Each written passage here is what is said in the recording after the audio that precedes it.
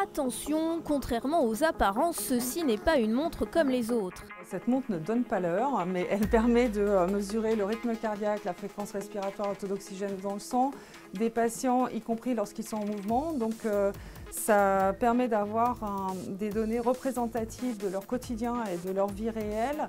Créée par Biosensi, la solution Bora permet de suivre les patients souffrant de troubles respiratoires dans tous leurs mouvements et de collecter des données sur leur santé et leur activité physique tout au long de la journée.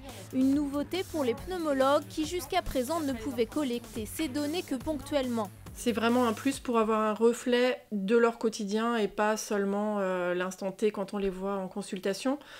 Ça sera un plus pour adapter le traitement. Si un médecin traitant nous appelle parce qu'un patient ne va pas bien, directement on pourra aller voir les données. Un essai clinique est prévu fin 2018 et la commercialisation devrait commencer en 2019. À terme, les bracelets Bora seront installés à domicile par des prestataires de santé et ce sont eux également qui collecteront et traiteront les données.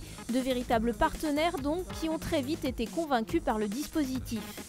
À nos patients, ça va forcément apporter une meilleure adaptation du traitement prescrit par le médecin. Ça va nous apporter à nous, Air de Bretagne prestataire, le fait de pouvoir remonter les informations rapides aux prescripteurs sur la justesse des réglages mis en place sur l'oxygénothérapie. La plupart des concurrents de l'entreprise proposent des capteurs qui se placent sur le doigt et sont donc beaucoup moins pratiques pour le patient.